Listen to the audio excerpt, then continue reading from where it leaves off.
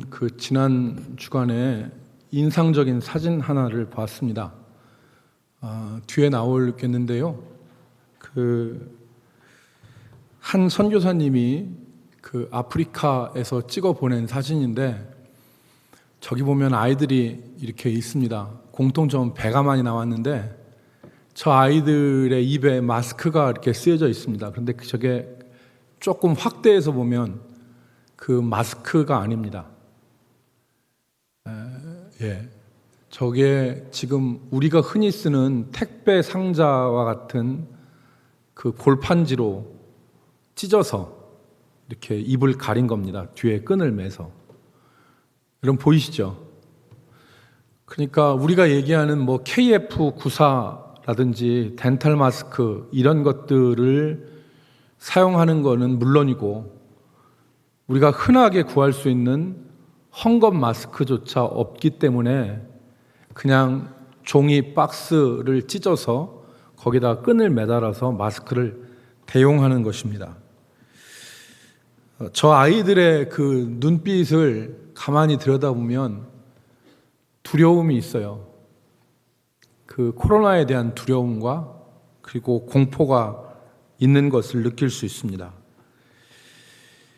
아이들의 저 모습을 보면서 많이 안타까웠습니다. 그 흔한 마스크가 하나 없어서 저렇게 사나라는 그런 생각이 들었습니다. 작년 코로나19라고 하는데, 그 19는 2019년에 우한에서 발생했기 때문에 코로나19라고 그러는데, 뭐 전파된 것을 보면 올해 처음 초부터겠죠. 그런데 1월 달부터 따져서 6개월 동안 코로나에 감염된 전 세계 인구가 1,000만 명이라고 합니다. 그리고 코로나로 인하여 사망한 사람은 50만 명입니다. 그러니까 이 50만 명이 어떤 숫자냐면, 매일 5천 명의 사람이 100일 동안, 석 달, 열흘 동안 쉬지 않고 죽어나간 것이 50만 명입니다. 하루에 5천 명씩 죽었는데 그것이 하루도 빠지지 않고 석 달, 열흘 동안을 사람들이 죽으면 50만 명이 되는 겁니다. 그러니까 적지 않은 숫자이죠. 근데 이런 상황을 우리가 지난 6개월을 보냈습니다. 오늘이 맥주감사주일인데, 저는 지난 한 주간 돌아보면서 하나님의 은혜에 감사함을 가졌습니다. 우리가 마스크를 사용할 수 있는 거, 우리가 지금까지 일상 가운데서 누렸던 모든 것들이 하나님이 베풀어 주신 은혜였다, 지금도 누리고 있구나라는 그런 생각을 합니다. 여러분, 우리가 스스럼 없이 같이 기도하고 찬양하고 같이 밥을 먹을 수 있었던 것이 얼마나 큰 축복입니까? 저는 지난주에 목사장로 기도회를 다녀왔는데, 목사장로 기도회에서 정말 앞에서 찬양하는데, 그동안 6개월 동안 우리가 하나님 앞에서 그렇게 살지 못했는데 찬양을 하니까 가슴이 먹먹하더라고요. 정말 찬양을 하는데 내 영혼이 새로워지는 걸 느꼈어요. 빨리 이거 회복해야 되겠다라는 생각을 했습니다. 여러분, 우리가 고난 중에도 감사하는 성도들이 되기를 바랍니다. 우리의 삶이 힘들고 어렵지만 이 고난 중에도 감사할 수 있기를 바랍니다. 무엇 때문에 하는 감사는 당연한 감사입니다. 하나님이 내게 복 주셔서, 나에게 선을 베풀어 주셔서, 내 기도를 들어주셔서, 내 처지를 좋은 쪽으로 옮겨주셔서, 이것은 당연한 감사입니다. 또 조건의 감사가 있죠. 만약에 하나님이 나에게 뭐뭐 해주신다면 이라고 하는 상황 가운데서 하는 감사. 그렇지만 진정한 감사는 고난 중의 감사입니다. 고난 가운데지만 원망과 불평안 대신에 하나님이 우리의 삶에 숨겨놓으신 숨은 은혜를 기억하면서 감사할 수 있는 것. 그렇게 감사할 때 우리 마음속에는 평화가 옵니다. 원망과 불평이 사라지고 고난을 이길 수 있는 힘을 얻게 되는 것입니다. 우리 모든 성도들이 이 사태가 언제까지 지속될지, 언제 끝날지는 아무도 모릅니다. 그러나 이 시간들 가운데 우리가 감사와 찬양으로 우리 삶을 지탱해 나갈 수 있기를 주의 이름으로 축복합니다. 오늘 우리가 읽은 마태복음 3장의 내용을 뉴스의 헤드라인으로 제목을 뽑는 것처럼 한 문장으로 뽑는다면 이렇게 뽑을 수 있습니다. 하나님의 아들 세례를 받다. 이것이 3장의 내용입니다. 하나님의 아들이 세례를 받다. 예수님은 공생애를 시작하시기 전에 요단강에서 세례를 받으셨습니다.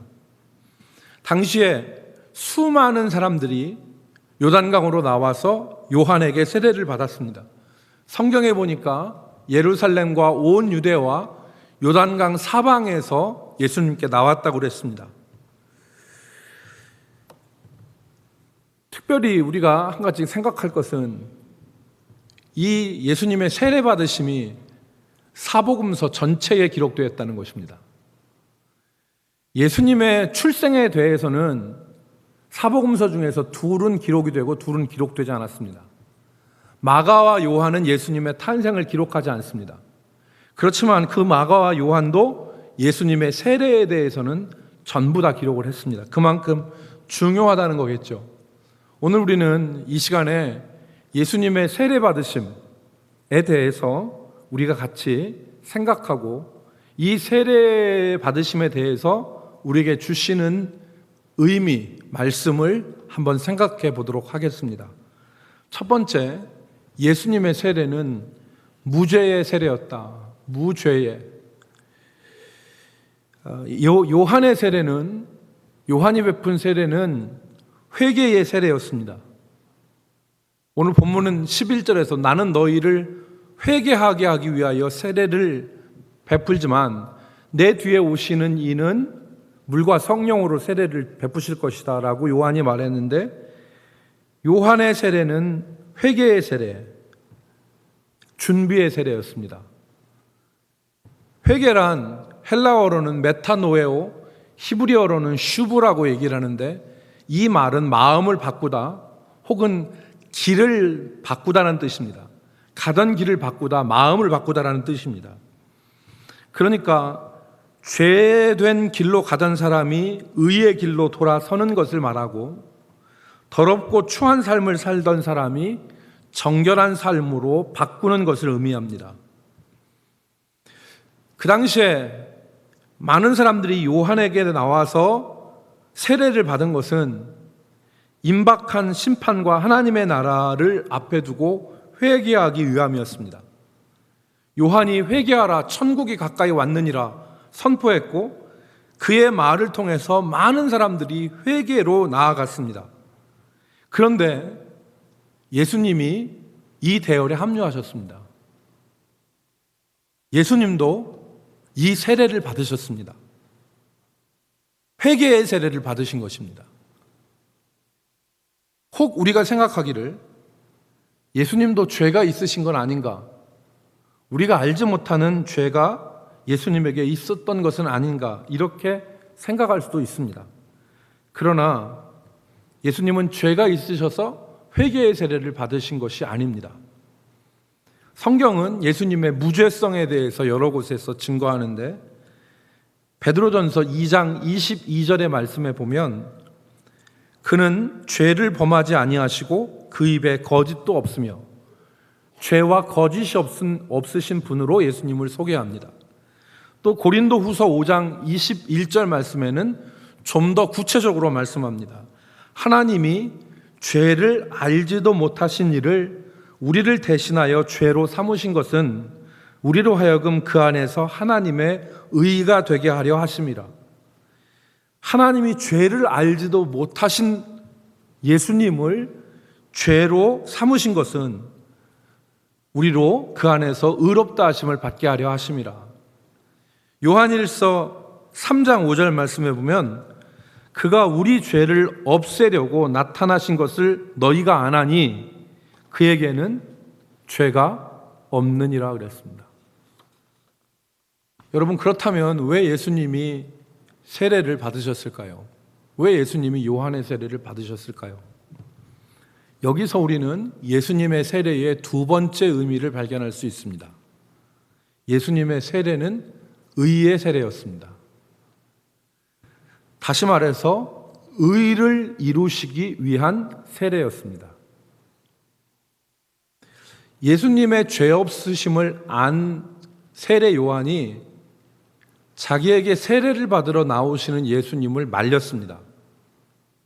14절 말씀에 보면 요한이 말려 이르되 내가 당신에게 세례를 받아야 할 터인데 당신이 내게로 오시나이까? 세례를 받으려면 내가 당신께 세례를 받아야 됩니다. 그런데 어떻게 당신이 나에게 세례를 받으십니까? 라고 말렸습니다. 뒤에 이어지는 15절에 보니까 예수님이 의미 있는 말씀을 하셨는데, 요한에게 우리가 이와 같이 하여 모든 의를 이루는 것이 합당하니라 그랬습니다. 우리가 이와 같이 한다는 말은 세례 요한과 예수님이 세례를 베풀고 세례를 받는 행위를 말합니다. 그렇게 함으로 모든 의를 이루는 것이 합당하다. 여기서 의란 어려운 말로 얘기하자면 하나님의 보편적 구원 질서입니다. 하나님의 죄와 악에 의해서 왜곡되어지지 않은 하나님의 보편적 구원 질서, 그것을 세우는 것이 이 일을 통해서 가능하다. 무슨 말입니까? 이 일을 통해서 하나님께서 엘리야를 예비하셔서 자식의 마음을 아버지에게로, 아버지의 마음을 자식에게로 돌리게 하시는 것처럼 세례 요한을 통해서 사람들이 그 마음이 회개함으로 그리스도를 향하게 하는 그 일하심이 의가 되는 것이고, 두 번째는 예수님께서 자기 백성과 죄가 없으심에도 동일하게 되시어서 세례를 받으시는 이 일이 나중에 예수님이 죄가 없으심에도 불구하고 십자가를 지시고 피 흘리심으로 하나님의 의를 이루시는 것과 같은 의를 이루는 사건임을 지금 말을 하고 있는 것입니다. 즉 주님이 세례 받으신 것과 주님이 십자가를 지신 것은 왜곡되어진 하나님의 보편적 구원 질서, 즉 하나님의 의를 이루는 일이라는 말입니다. 그래서 내가 죄가 없지만은, 나는 무죄하지만은 이 일을 통하여서 하나님의 구원 역사를 이루는 것이 합당한 것이다. 주님이 그렇게 말씀하신 것입니다. 그러므로 오늘 우리가 세례 받을 때, 그리고 세례에 참여할 때 우리는 우리 죄를 씻으시고 아버지의 의를 이루기 위해서 애쓰신 주님을 바라보아야 됩니다. 해마다 세례식을 행하는데 2020년 상반기에는 세례식과 성찬식을 하지 못했습니다. 그런데 우리가 세례식을 행할 때 세례 받는 사람들의 의식과 그들만의 잔치가 아닙니다. 세례 받는 사람들만 주인공이고 다른 사람들은 들러리가 아닙니다. 이 세례식에서는, 우리가 이 세례식을 참여할 때 우리와 기꺼이 하나 되시고 십자가에 달리시고, 그리고 결국에는 하나님의 의를 이루신 그리스도가 주인공이 되고, 세례받는 사람이나 세례식에 참여하는 모든 사람이 그 주님을 바라보고 주님을 기억해야 하는 것이 맞습니다. 우리는 세례받을 때 그것을 생각해야 됩니다. 뿐만 아니라 주님이 아버지의 의를 이루시려고 애쓰셨던 것처럼, 오늘 그의 삶에서 그가 죄가 없으심에도 하나님의 의를 이루시기 위해서 애쓰셨던 것처럼 오늘 우리의 삶에서도 하나님의 의를 이루기 위해서 애씀이 있어야 됩니다.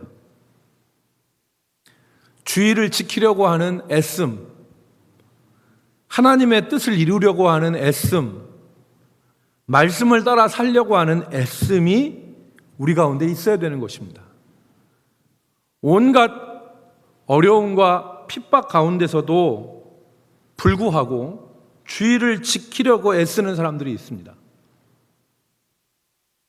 요즘에 직장에서, 요즘에 회사에서 교회 나가는 것을 핍박하죠. 너 때문에 사무실이 봉쇄될 수 있다. 그럼에도 불구하고 주의를 지키려고 애쓰는,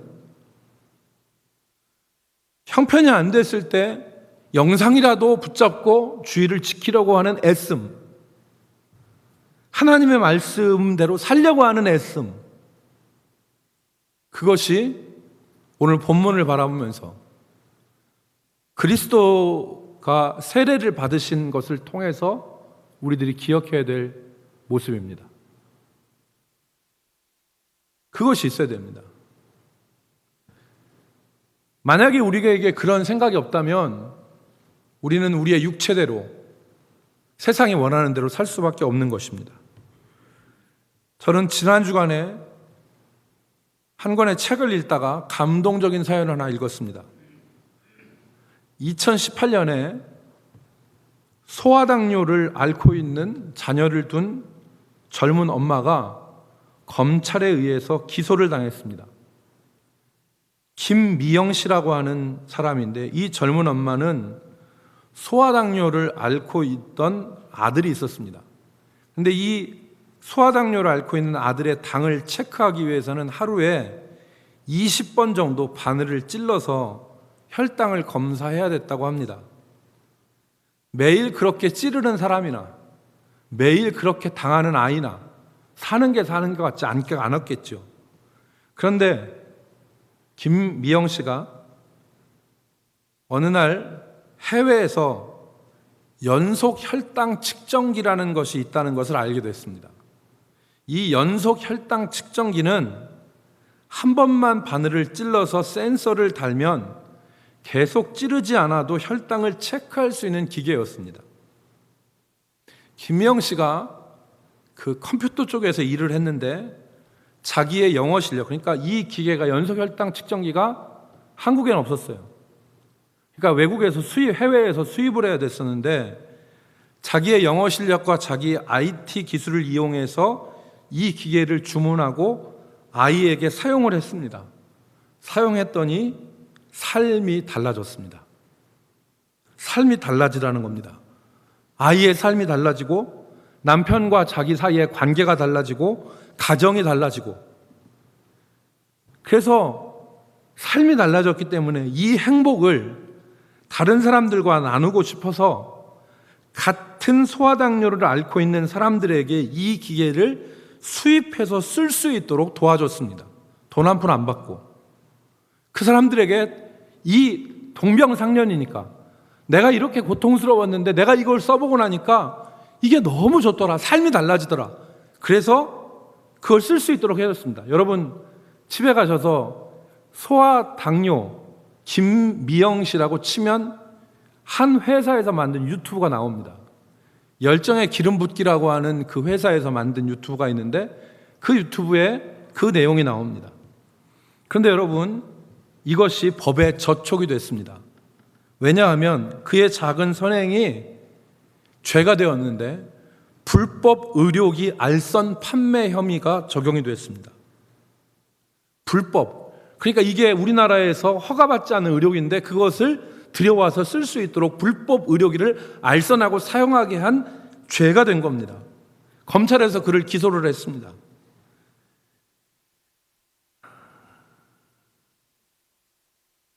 그러니까 남을 도와주기 위해서 선행을 한 사람이 범법자가 된 것입니다.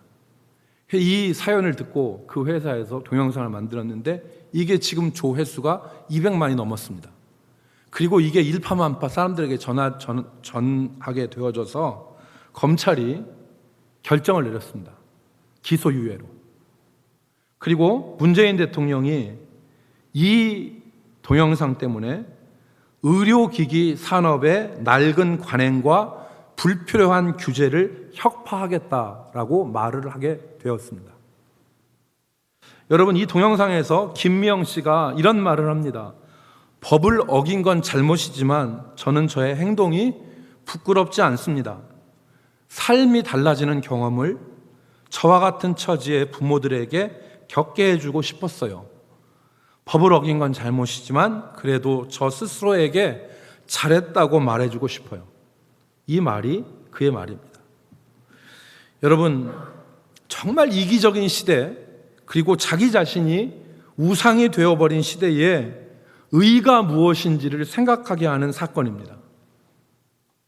우리가 구원받았을 때 받은 의와 우리가 살아가는 삶에서의 의가 분리돼서는 안 됩니다.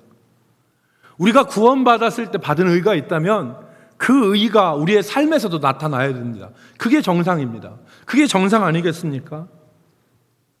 여러분, 그 의가 대단한 것은 아닙니다. 남을 위해서 기도하는 것도 하나님의 의를 이루는 것입니다. 내가 어떤 사람을 위해서 기도하면 그것도 하나님의 의를 이루는 것이고, 나를 힘들게 하는 사람들에게 부드러운 말 한마디를 하는 것도 하나님의 의를 이루는 것입니다. 여러분, 예수님은 하나님의 의를 이루시기 위해서 애쓰시고 기꺼이 세례의 물에 몸을 잠그셨습니다. 오늘 우리의 삶에서 하나님의 의를 이루기 위해서 내 자신을 드릴 수 있기를 바랍니다. 그래야 그 사람이 제자이고 그 사람이 주의 백성입니다.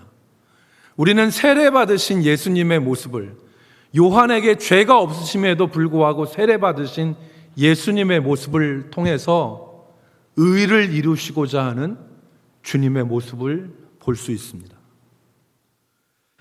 세 번째, 예수님의 세례는 구원과 심판의 세례입니다. 오늘 세례 요한이 예수님의 세례에 대해서 말을 했습니다. 11절 말씀을 보십시오.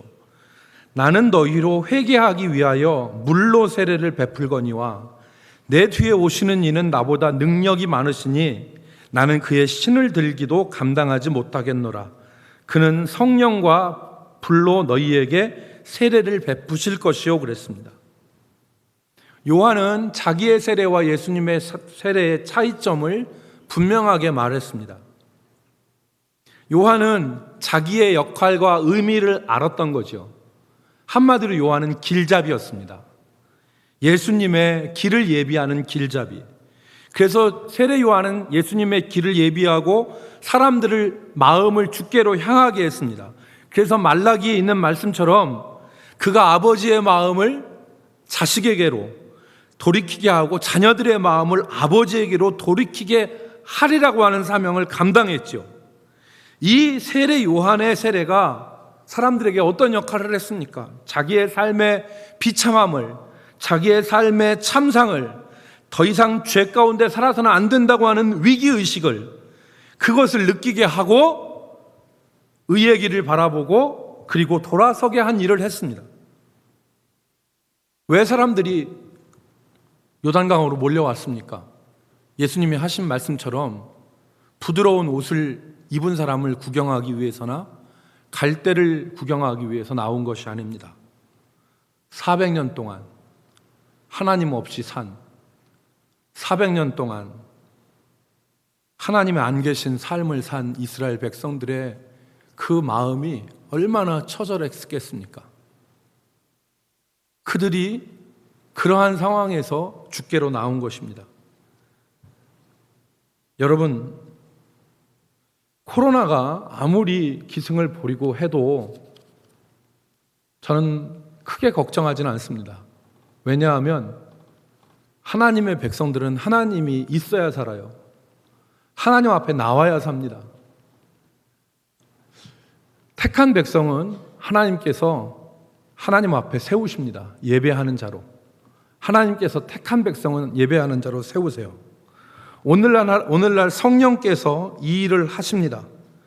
구원의 역사를 개인에게 적용하시는 성령께서 우리의 죄를 깨닫게 하시고 죄의 비참함과 죄의 고통을 깨닫게 하셔서 하나님의 은혜를 사모하게 하시고 십자가에 달리신 예수 그리스도를 바라보게 합니다. 여러분, 그런데 세례 요한은 자신이 베푼 이 세례가 예수님의 세례와는 비교가 되지 않는다고 그랬습니다. 비교할 수 없다. 요한이 나는 단지 물로 세례를 주지만 내 뒤에 오시는 이는 불과 성령으로 세례를 베푸실 것이다. 나는 그의 신을 들기도 감당하지 못할 것이다. 여러분, 옛날에 이 시대 사람들은 밖에 갔다 오면 샌들을 벗었어요. 그런데 그 발은 어떤 발이냐면 먼지와 땀에 뒤범벅이 된 발입니다.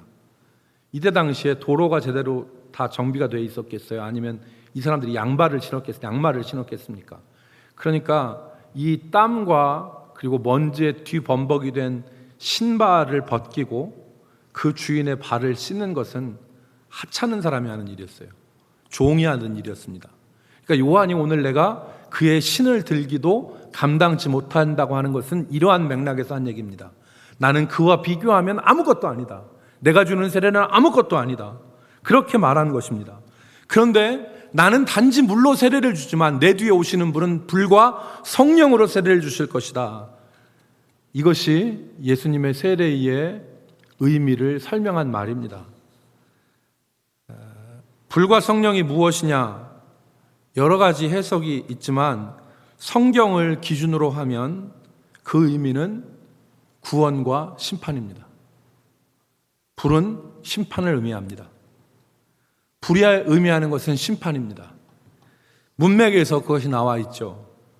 여러분, 누가 성경을 가지고 얘기를 하면 그 성경에 맞는지를 우리가 고민해야 됩니다. 아무것도 근거 없는 데서 붙잡아다가 성경을 해석한다고 해석하면 그 말을 믿지 마십시오. 오늘 본문 10절 말씀을 보십시오. 왜 불이 심판인지. 10절에 보면 나무 뿌리에 놓인 도끼의 이미지를 사용했습니다. 그 도끼가 이미 나무 뿌리에 놓여졌는데 좋은 열매를 맺지 아니하는 나무마다 찍혀 어디에 던져지리라? 불에 던져지리라. 회개에 합당한 열매를 맺는 것이 참 회개인데 그렇지 않는 자는 찍혀 불에 던져지리라. 이 불은 심판을 의미합니다. 12절 말씀에 손에 키를 들고 자기 타작마당을 정결하게 하신다고 했는데 알곡은 모아서 곳간에 쭉정이는 꺼지지 않는 불에 태우시리라 그랬습니다. 여기에서 불도 심판입니다. 또 한 구절, 여러분 마가복음 9장 43절에 보니까 만일 내 손이 너를 범죄하게 하거든 찍어버리라. 장애인으로 영생에 들어가는 것이 두 손을 가지고 지옥 곧 꺼지지 않는 불에 들어가는 것보다 나으니라 그랬습니다.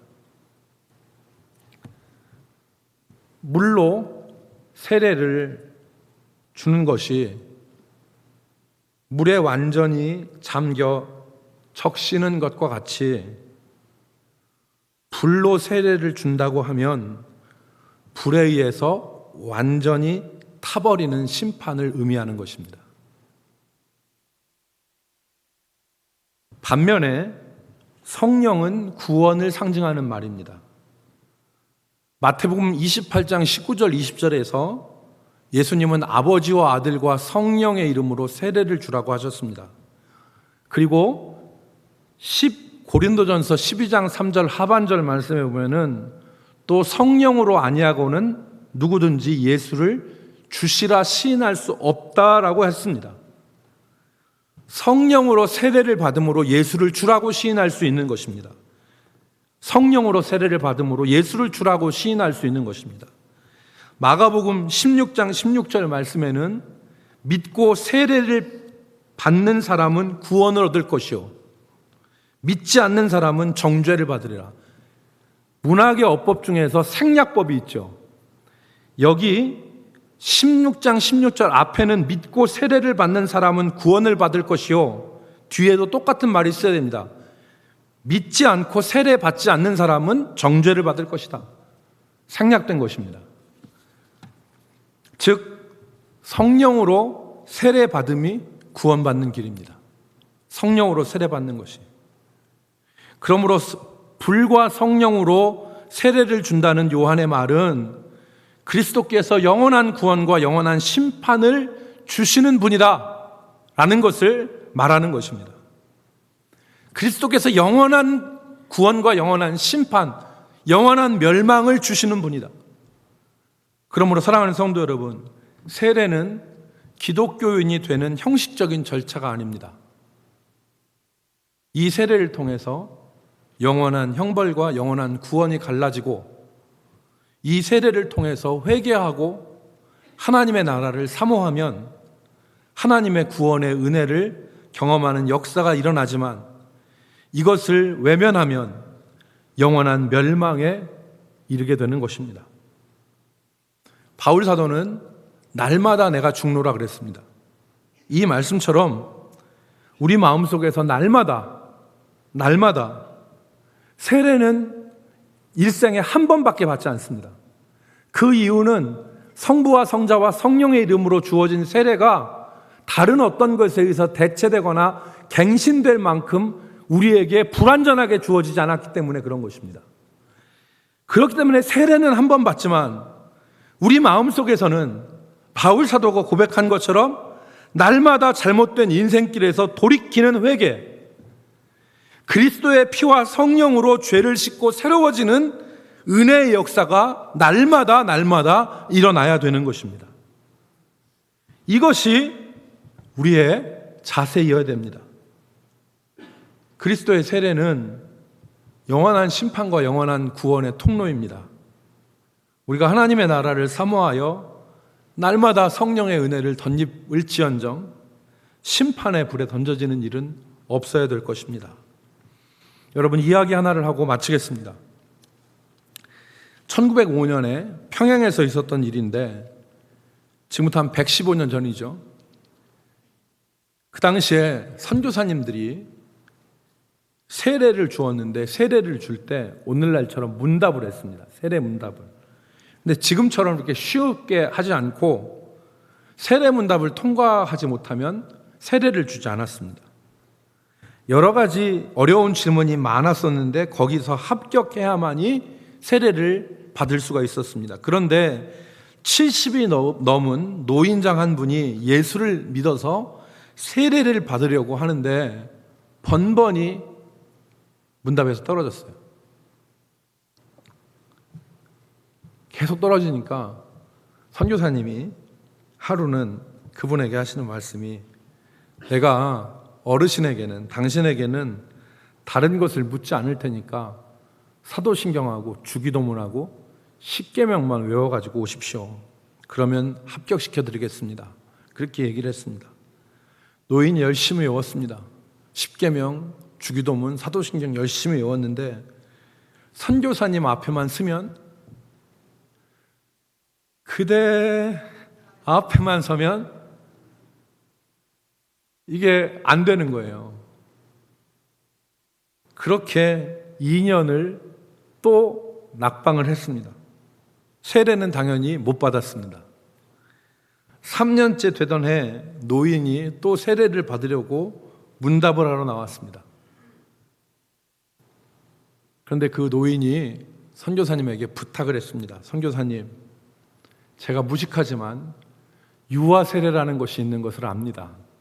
저는 어린애 같은 사람이니까 저에게 어른 세례 말고 유아 세례를 주십시오 라고 말을 했답니다. 그분 마음속에 하나님 나라를 사모하고 하나님의 백성이 되고자 하고 그리고 하나님의 사람으로 살고자 하는 간절한 열망이 있었습니다. 선교사님은 활짝 핀 얼굴로 그렇게 합시다. 내가 세례를 드리겠습니다 라고 세례를 그해 베풀었습니다. 그리고 그 노인은 그 다음 해에 하나님의 부르심을 받았다고 합니다. 사랑하는 성도 여러분, 오늘 우리들도 예수님이 세례 받으신 것을 기억하며 하나님의 의를 이루기 위해서 힘쓰고 날마다 하나님의 나라를 사모해서 우리 마음속에서 날마다 성령으로 씻음받고 새로워지는 은혜를 경험할 수 있는 성도들이 되어야 되겠습니다. 우리가 예수님의 세례 그리고 우리가 받은 세례를 교리적으로만 생각하면 예수 믿었던 수십 년 전의 일입니다. 그러나 이 세례는 수십 년 전 세례받기, 기독교인이 되기 위한 라이센스가 아니고 이것이 수십 년 전에 기독교인이 되기 위한 입문 과정에서 그치는 것이 아니라 이 세례가 하나님의 나라를 사모하고 날마다 죄된 길에서 돌이키며 성령으로 새롭게 되어지는 하나님의 백성들의 마음속에서 일어나야 될 하나님의 역사라는 것을 기억하고 우리가 오늘도 하나님을 의지하여서 새롭게 되어지는 성도들로 살아갈 수 있기를 주의 이름으로 축복합니다. 기도하겠습니다.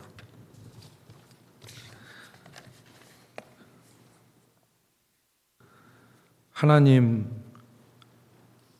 우리의 마음을 주장하셔서 세례 요한과 같이 죄의 비참함과 죄의 고통을 깨달아 그리스도께로 돌아서는 역사와 그리고 성령의 은혜로 말미암아 날마다 죄를 씻고 새로워지는 역사를 경험하게 하여 주시옵소서. 그렇게 하지 않으면 세상의 죄와 탐욕으로 우리가 우리의 뜻과 우리의 소원대로밖에 살 수밖에 없사온데, 주님 우리를 긍휼히 여겨 주셔서 우리의 마음을 변화시켜 성령의 씻음으로 날마다 새롭게 되어지는 귀한 은혜로 나아가게 도와 주시옵소서. 예수님의 이름으로 기도 올리옵나이다. 아멘.